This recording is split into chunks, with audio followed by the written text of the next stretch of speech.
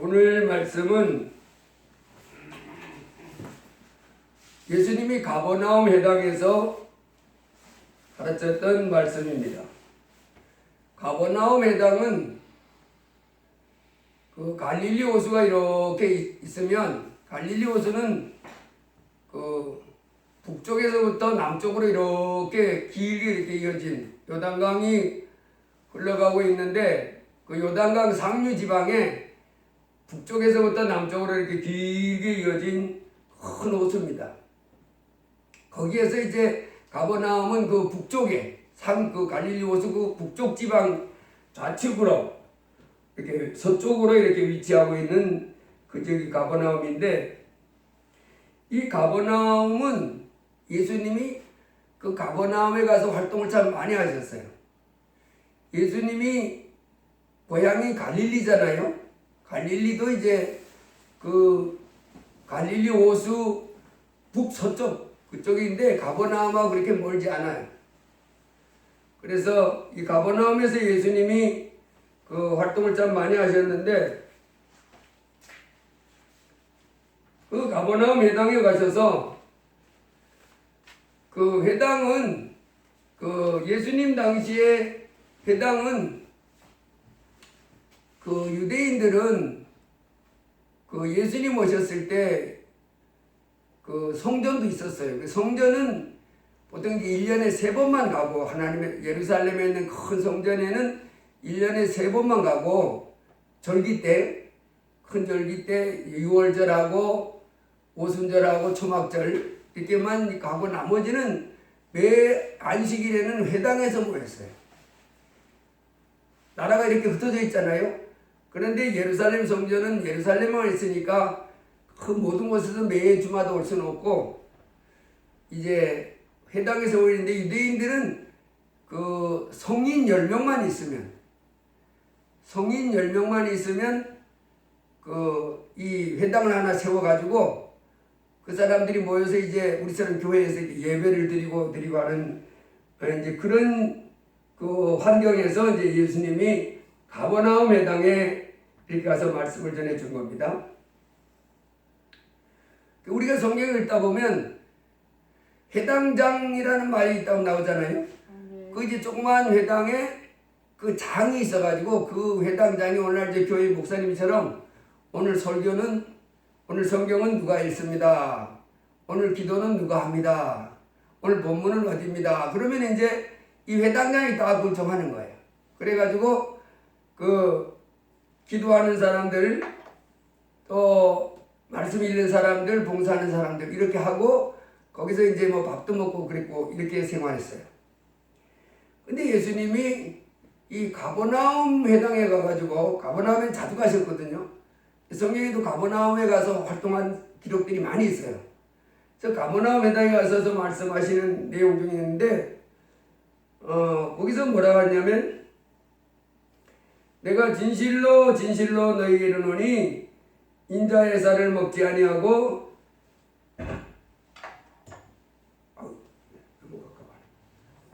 인자의 피를 마시지 아니하면 너희 속에 생명이 없느니라. 내 살을 먹고 내 피를 마시는 자는 영생을 가졌고 마지막 날에 내가 그를 다시 살리리니 내 살은 참된 양식이요 내 피는 참된 음료로다. 가버나움 회당에 모여있는 사람들이 예수님을 아직 잘 모르고 있었습니다. 훌륭하시긴 훌륭하신데 저분이 과연 진짜 하늘나라에서 내려오신 하나님 아들이 맞나? 우리가 기다리던 그 메시아가 맞나? 어떤 사람은 맞아 이렇게 하는 사람도 있고, 어떤 그 특별히 대제사장이나 서기관 이 종교 지도자들은 이제 아니야 이러고 있는 때입니다. 근데 예수님이 가버나움 회당에 가가지고 내가 진실로 너에게 이르노니 인자의 살을 먹지 아니하고 인자의 피를 마시지 아니하면 너희 속에 생명이 없느니라. 내 살을 먹고 내 피를 마시는 자는 영생을 가졌고 마지막 날에 내가 그를 다시 살리리니 내 살은 참된 양식이요 내 피는 참된 음료로다. 가버나움 회당에 모이는 사람들이 예수님의 이 말씀을 듣고 이해가 안 가는 겁니다. 그래서 60절에 보면 이렇게 났어요. 제자 중 여럿이 듣고 말하되 이 말씀을 어렵도다 누가 들을 수 있느냐 한데 제자들이 뭐라고요? 너무 어렵다. 이해를 못하겠다는 거예요.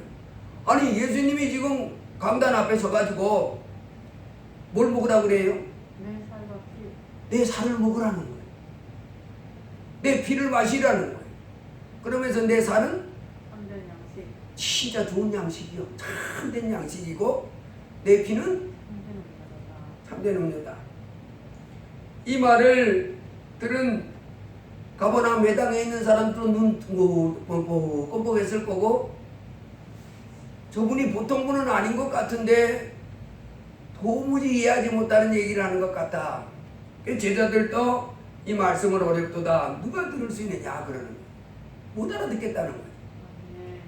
예수님한테 달려 들어가지고 살점을 뜯어먹으라는 거, 볼태기 뜯어먹고 엉덩짝 뜯어먹고 옆구리 뜯어먹고 그리고 피를 마시라는 거예요. 지금 그렇게밖에 해석이 안 되잖아요.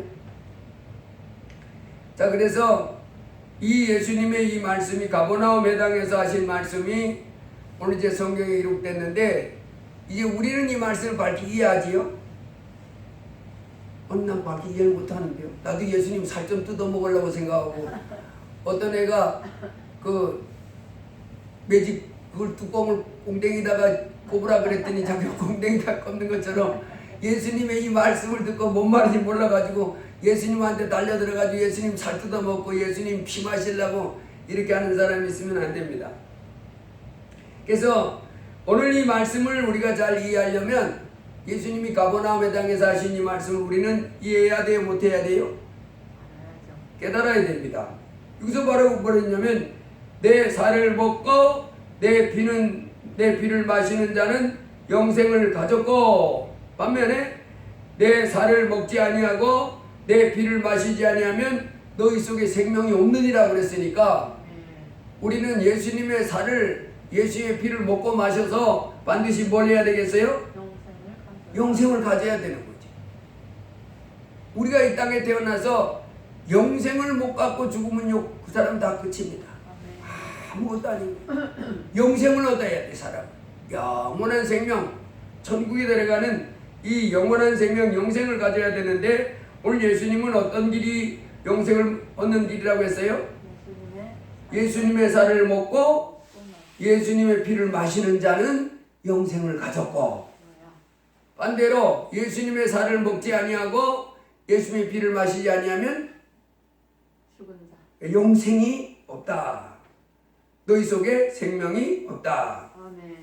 자, 그러면 이 말씀을 이해하기 위해서 우리가 하나님이 아주 그림처럼 보여준 그 말씀이 있는데 그것이 바로 어디 있냐면 출애굽기 12장 말씀입니다. 거기 가보면 우리가 예수님의 살을 먹고 예수님의 피를 마시는 것이 무슨 의미인지가 아주 선명하게 나와 있어요. 예수님의 살과 피를 먹고 마시기 위해서 오늘 우리가 출애굽기 12장을 상고해봤는데 출애굽기 12장은 그 이스라엘 백성이 애굽에서 종살이를 하죠. 그러다가 모세를 통해서 하나님이 이스라엘 애굽에 종살이하고 있는 이스라엘 백성을 해방시켜 줍니다. 그런데 이스라엘을 노예로 부려먹고 있던 애굽 사람들이 그 수많은 종들이 나가겠다고 그러니까 자기 하나님을 예배하기 위해서 가야 되겠다고 그러니까 애굽 사람들이 안 놔주지요. 그렇지 않겠어요? 일꾼 하나만 있어도 얼마나 그 일꾼 가지고 잘 부려먹을 수 있는데 그 이스라엘 백성이 얼마나 많아요? 그 거의 한 200만 이상 되는 사람들을 노예로 부려먹는데 그 노예들이 공짜로 살아간다 그러면 가시오 할 그런 사람이 어디 있어요? 안 내보내주죠. 그래서 하나님이 애굽 사람에게 뭘 내리기 시작하냐면 재앙을 내립니다. 그래서 재앙을 내릴 때 첫 번째로 재앙을 내리는 것이 애굽 전역에 있는 강, 샘물 뭐 이런 이 모든 물이 피가 되는 그 재앙을 내리는 거예요. 그래서 마실 물이 없어가지고 이 사람들이 그 기존에 있던 우물물 또 냇가 이런 물들은 다 뭘로 변했어요? 피로 변하니까 새롭게 막 웅덩이를 파가지고 거기서 이제 물을 먹고 하는 그런 어려움을 겪었습니다. 그 다음에 두 번째로 재앙을 내리는 것이 개구리 재앙을 내립니다. 애굽왕 바로가 이스라엘을 안 내보내니까 하나님이 그 애굽의 나일강이라고 하는 큰 강이 있잖아요. 거기서 개구리가 어디서 생겼는지 새까맣게 올라와서 그 애굽 사람을 덮치는데 얼마나 애굽에 개구리가 많이 올라왔는지 여기 보면 8장 3절 한번 보세요. 거기 보면 이렇게 났어요. 개구리가 나일강에서 무수히 생기고 올라와서 내 궁과 내 침실과 내 침상 위와 내 신하의 집과 내 백성과 내 화덕과 내 떡반죽 그릇에 들어갈 것이며 개구리가 너와 내 백성과 모든 신하에게 기어오르리라. 개구리가 올라와가지고요 뭐 집 마당이고 방이고 구석이고 할 것 없이 새까맣게 올라와가지고 왕궁에도 막 새까맣게 기어 올라가고 집집마다 기어 올라가는데 사람 한 대까지도 막 기어 올라가는 꽤 끔찍했죠. 그 다음에 세 번째로 내리는 재앙이 티끌이 이가 되다.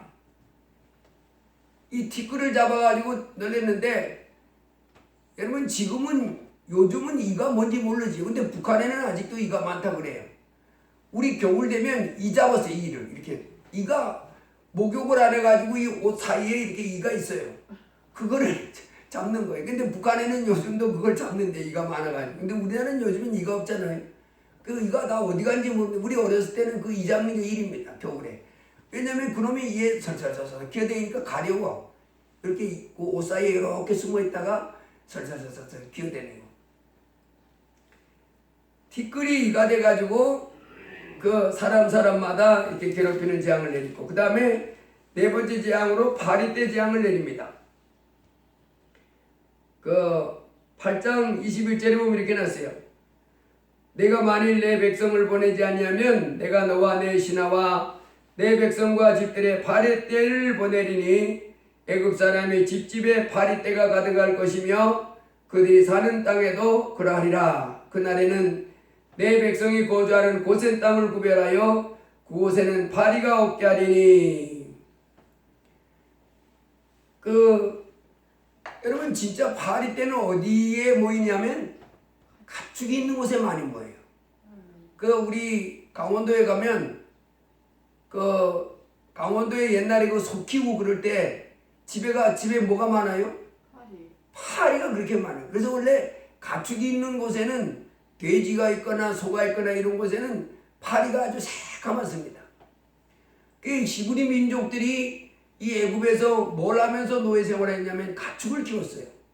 그러니까 원래 파리떼는 어디에 바글바글 해야 되냐면 히브리 민족이 살고 있는 거기에 파리떼가 바글바글 해야 되는데 그 히브리 민족이 있는 파리떼가 전부 이짝 사람들한테 왔는지 그 가축을 키우는 히브리 사람들한테는 파리가 없고 애굽 사람인데 갑자기 파리떼가 새까맣게 달라붙어가지고 이렇게 소동을 일으켰습니다. 지금 누가 역사하고 있는 거예요? 하나님. 이 천지를 만드신 하나님이 그 애굽에 종살이하고 있는 그 히브리 백성을 해방시키려고 그들을 지배하고 있는 그 사람들에게 재앙을 자꾸 내리는. 다섯 번째, 가축에 심한 악질이 생기는 그 생축의 죽음. 우리도 요즘에 보면 그 돼지 전염병, 그 다음에 닭 전염병, 그 다음에 소 전염병 이런 게 도는 걸 보잖아요. 그 돼지 전염병 이렇게 걸렸을 때, 후제역 걸렸을 때 우리는 뭐 그런 거 안 키우니까 모르지만은 그 키우는 사람들은요 돼지를 막 몇천 마리를 그냥 살처분하는 거예요. 땅속에다 놓고 크게 웅덩이를 파놓고 거기다 그냥 막 이렇게 퇴비 집어넣듯이 막 쓸어놔요. 몇천 마리. 그리고는 흙까지 덮어버려요. 못 먹어요 그거. 이 병에 걸려가지고. 그런 재앙이 그 5번째로 주어졌고, 그 다음에 6번째는 전국에 독종이 아주 그 종기가 났는데 얼마나 이 독한 종기인지 사람마다 짐승마다 괴로워하는 그런 재앙을 내렸고, 7번째 내린 재앙이 우박 재앙입니다. 우박 재앙인데 하나님이 이 우박을 갑자기 이제 애굽에다가 내리는데 어떻게 애굽을 내렸다 그랬냐면, 여호와께서 우레소리와 우박을 보내시고 불을 내려 땅에 달리게 하시니라. 여호와께서 우박을 애굽 땅에 내리심에 우박이 내림과 불덩이가 우박에 섞여 내림이 심히 맹렬하니 나라가 생긴 그때부터 애굽 온 땅에는 그와 같은 일이 없었더라. 우박이 애굽 온 땅에서 사람과 짐승을 막론하고 밭에 있는 모든 것을 쳤으며 우박이 또 밭의 모든 채소를 치고 둘의 모든 나무를 꺾었으되 이스라엘 자손들이 있는 그곳 고센 땅에는 우박이 없었더라. 우박이 떨어지고 있는데요. 우박은 왜 그 얼음 덩이가 돼 떨어지는 거잖아요. 근데 이 지금도 전번에도 어디 러시아인가 어디에서 우박이 떨어지는데, 러시아는 좀 추운 나라잖아요. 추운 데가 많잖아요. 그런데 우박이 그 주먹만한 우박이 떨어졌대요. 주먹만한 우박이 주먹만한 그 얼음덩이가 떨어진다고 생각해 보세요. 차 유리창 다 깨지고 집도 막 웬만한 거 막 다 깨지고 난리가 나지요. 근데 하나님이 그 애굽 사람들에게 벌 주기 위해서 내렸던 그 우박은 크기는 안 나왔어요. 얼마나 크기가 그때 우박을 내렸냐 그러는데, 하나님이 벌을 내리는 거니까 우박이 막 불덩이하고 막 떨어져요. 불덩이처럼 팍 떨어져 가지고 나무, 채소, 사람, 짐승 막 피해를 엄청 입었다는 거예요. 그 다음에 그 8번째로 메뚜기 재앙을 내리셨는데, 그 8번째 내렸던 메뚜기 재앙을 보면, 메뚜기를 내 경내에 들어가게 하리니 메뚜기가 지면을 덮어서 사람이 땅을 볼 수 없을 것이라. 메뚜기가 내게 남은 그것 곧 우박을 면하고 남은 그것을 먹으며 너희를 위하여 들에서 자라나는 모든 나무를 먹을 것이며 또 내 집들과 내 모든 신하의 집들과 모든 애굽 사람의 집들에 가득하리니 이는 내 아버지와 내 조상이 이 땅에 있었던 그날로부터 오늘까지 보지 못하였던 것이라 하셨다 하고. 메뚜기 떼가 덮쳤는데요. 얼마나 어마어마한 메뚜기 떼냐면 여기 이렇게 났어요. 메뚜기가 지면을 덮어서 사람이 땅을 볼 수 없을 것이다. 메뚜기가 땅을 이렇게 덮어가지고 땅이 안 보인다는 거예요. 새까맣게 메뚜기 떼가, 아니 세상에 메뚜기 떼가 어디서 이렇게 왔냐 할 정도로 땅이 안 보일 정도로 메뚜기가 많다는 거예요. 이 다음시 그 아프리카나 저 대륙에 이렇게 이제 메뚜기 소동들 메뚜기 떼가 덮쳤다고 하는 것이 이제 뉴스를 통해서 나오는데, 이 메뚜기 떼가요, 그 사람들이 이제 유튜브에서 올리잖아요. 하늘이 깜깜할 정도예요. 이야, 새까만 메뚜기 떼가, 이건 수를 세할 수가 없어. 이건 뭐 어떻게 해볼 수가 없어요. 그런 메뚜기 떼가 덮쳐서 쫙 지나가면 풀, 나무 모든 게 다 절단나는, 이게 어마어마한 땅을 볼 수 없을 만큼 어마어마한 메뚜기 재앙을 내렸고, 그 다음에 이제 9번째로 흑암 재앙을 내렸는데, 그 흑암 재앙이라는 것은 여기서 보니까 정말 아무것도 안 보인다는,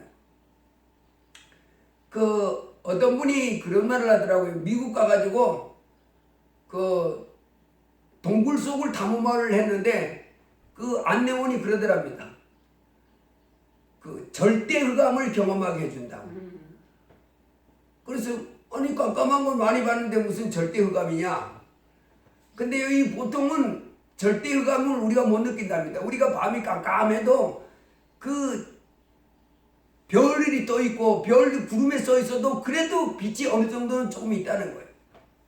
그래서 그 동굴 속을 안내하는 안내원이 절대 그 흑암을 경험하게 해주겠다. 그러더니 이제 그 동굴 속으로 쭉 이렇게 찾아가는데 어느 정도 들어가가지고 지금부터 절대 흑암을 경험하게 될 테니까 움직이지 마라. 그러면서 그분이 이제 불을 딱 껐는데 정말 깜깜하더라는 거예요. 얼마나 깜깜하냐? 눈앞에 10cm도 안 보이더라는 거예요. 깜깜한데 와 어떻게 이렇게 깜깜하지? 정말 안 보이더랍니다. 한 10cm 앞도 아무것도 안 보이더라는 거예요. 깜깜한. 그 다시 켰더니 와 이게 절대 흑암이구나. 바로 하나님이 그 9번째 내렸던 재앙이 이 절대 흑암. 애굽 전역에 완전히 칠 같은 어둠을 전하는데 사람들이 움직일 수가 없는 거예요. 완전 깜깜해서. 그리고 마지막으로 우리가 잘 아는 장자의 죽음의 재앙, 가축의 첫 새끼와 또 사람의 첫째 아들을 다 죽이는 장자의 재앙에 죽음을 내립니다. 이 10번째 재앙이 바로 우리가 늘 많이 상고해 봤지요. 애굽의 왕의 맏아들부터 왕이 기르는 짐승의 첫 새끼부터 저 다리 밑에서 노숙자 생활하고 있는 그 천막 쳐놓고 거지 생활하고 있는 그 집안의 가축의 첫 새끼와 장자까지 전 집안의 장자를 죽이는 재앙을 하나님이 내리셨어요. 그런데 하나님이 이 10가지 재앙을 내리면서 9가지 재앙과 10가지 재앙을 내리시는 부분 좀 구별이 돼 있어요. 9가지 물이 피가 되고 개구리 소동이 나고 전염병이 들고 전국에 독종이 들고 우박이 내리고 메뚜기가 내리고 막 이런 재앙을 내릴 때는 하나님이 고센 땅에 살고 있었는데 이스라엘 백성들이 뭐 해라 이런 거 아무것도 안 합니다. 다만 우박 재앙이 내릴 때는 뭐하라 그래요? 들에 있지 말고 그냥 집에 들어가라 뭐 이런 정도지. 그냥 애굽 사람들에게만 그냥 막 재앙을 내립니다. 그 이스라엘 사람들 보고 뭐 해라 이런 거 아니에요. 근데 마지막 재앙, 장자의 죽음을 내리는 재앙을 내릴 때는 하나님이 이스라엘 백성에게 특별히 지시하는 내용이 많아요. 그 재앙이 바로 뭐였냐면 너희들은 내가 10번째 재앙 애굽의 장자, 가축의 첫 새끼나 장자를 다 죽일 때 너희들에게는 그 재앙을 안 내리겠다. 그런데 너희들이 그 재앙을 피하려면 해야 할 일이 있다. 그리고는 양을 잘 준비해 놨다가 집집마다 양을 잡아가지고 그 양을 잡아가지고 1월 14일 날 저녁에 그 집집마다 대문 있잖아요. 그 대문 인방이라고 하면 그 이렇게 문이 이렇게 있으면 이렇게 가로로 나 있는 위아래를 인방이라고 그러고 양쪽 기둥을 설주라 그럽니다. 양을 잡아가지고 집집마다 인방과 설주에다가 피를 이렇게 발라놓으라. 그리고 그 안에 들어가 있으라. 9번째 재앙까지는요 하나님이 이스라엘 사람에게 뭐 이렇게 해라 저렇게 해라 이런 말 아무도 안 했어요. 10번째 재앙을 내릴 때만 하나님 뭐라고 그래요? 너희들이 애굽의 장자와 가축의 첫 새끼들이 다 죽임을 당할 때 너희들에게는 내가 그 죽음을 넘어가게 해주겠다. 그런데 그냥 내가 그냥 해주면 되잖아요. 하나님이 이스라엘 사람들하고 애굽 사람들을 구별할 수 있어요 없어요? 구별할 수 있지요. 지금까지 구별해가지고 9가지 재앙은 애굽에만 내렸고 이스라엘은 안 내렸잖아요. 하나님 구별할 수 있지요. 그래서 하나님이 그냥 애굽 사람들하고 그 가축에게만 재앙을 내리고 이스라엘 사람들하고 가축에는 재앙을 안 내리면 되잖아요. 그런데 하나님이 그냥 그렇게 하지 않고 그 재앙을 당하지 않기 위해서 이스라엘 백성들이 뭘 요구했냐면 너희들이 집집마다 양을 잡아라. 아멘. 그런데 어떤 집은 양 한 마리를 잡으면 요만한 양 한 마리를 잡으면 한 10명이 먹잖아요. 근데 우리 식구가 4명밖에 안 돼. 그런데 한 마리 잡으면 많으면 이웃집하고 4명이고 옆집에는 6명이야. 그러면 둘이 합하면 10명이잖아. 두 집이 합해서 양을 한 마리만 잡아. 그래가지고 양을 먹을 만한 만큼, 양고기를 먹을 만큼 그 숫자로마다 이제 한 가족은 10명이면 한 마리 먹으면 우리가 다 먹을 수 있잖아요. 그 집은 한 마리만 잡고 자기네 집만 바르면 되는 거고 4명이고 6명이면 두 집이 한 마리 잡아가지고 양고기 나눠 먹고 그 피를 가지고 자기 집 대문하고 임방에 이렇게 발라놓고 전부 어디가 있었냐면 그 안에 그날 밤에 애굽의 왕의 맏아들로부터 그 종의 맏아들까지 다 죽이고 가축의 저 새끼를 다 죽이는 재앙을 내릴 때 너희들은 집집마다 양의 피를 발라놓고 그 안에 들어가 있어. 문 밖에 나오지 말고. 그러면 내가 피가 발라져 있는 그 집에는 천사들이 그 집에 들어가서 재앙을 못 내리도록 막아놓고 피가 없는 집에만 내려가서 재앙을 내리리라. 하나님이 이 10번째 재앙을 내릴 때만큼 특별하게 이스라엘 백성에게 재앙을 받지 않으려면 뭘 하라고 하냐면 흠없는 양의 피를 문 임방과 솔지에 잡아가지고 이렇게 발라놓고 그 안에 들어가 있으라 하는 거예요. 그 안에 들어가 있고 나오지 말라는 거였어요. 그래야 뭐 하지 않는다는 거예요? 재앙을 받지 않는다. 그래서 이스라엘 백성들이 애굽 사람들에게는 이제 재앙의 날 그 순간에 이스라엘 사람들은 전부 집집마다 뭐가 진동했냐면 피 냄새가 진동했어요. 근데 여러분 여기서 이게 지금부터 3,500년 전에 애굽의 고센 땅에 살고 있던 이스라엘 백성들이 실제로 경험했던 사건입니다. 그래서 이스라엘 백성들은 하나님의 그 말씀을 듣고 뭘 했어요?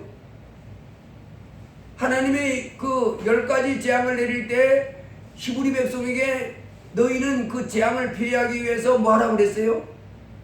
양을 잡아서 그 양의 피로 문 임방과 솔줄을 발라놓고 그 안에 들어가 있으라 하는 그 말씀을 지키기 위해서 뭐 했어요? 양을 잡아서 그 피로 임방과 솔줄을 발라놓고 그 안에 들어가서 양고기를 먹었어요. 불에 구워가지고. 그리고 그 먹을 때도 그냥 먹지 말고 하나님이 쓴나물 그리고 무교병은 누룩이 들어가지 않은 빵을 말합니다. 그래가지고 불에서 양고기를 그날 밤에 양고기 파티를 벌였죠.